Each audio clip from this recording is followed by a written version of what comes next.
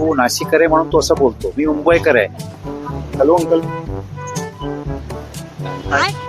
तो 2-3 प्रश्न विचारतो. सो 1-2 प्रश्न आहे प्रश्नाला मला. पैसे देतो की नाही? नाही. तू पैसे तू कमावतो, तू ब्लॉगर आहे ना. बोल, काय विचारायचं? नाशिक बद्दल 1 मिनिट बोलायचं. हा, बोला ना. काय नाशिक बद्दल काय वाटतं? मला Nashik is the worst place to eat out.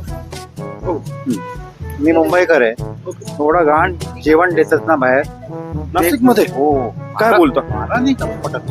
आणि नाशिकमध्ये बेस्ट जेवण मी तुम्हाला सांगतो कुठे मिळणार. माहिती आहे, तू नाशिककर आहे म्हणून तो असं बोलतो. मी मुंबईकर आहे. मी मुंबईचं जेवण केलंय आणि इकडचं जेवण ते काय एकदम मसाला असतो आणि कधी कधी मसाला पण कच्चा असतो. ओके. तू कुठलं रेस्टॉरंट सांग, मी सांगतो तुला. One of the best restaurant मी नाशिकमध्ये सांगतो. गंगापूर रोड.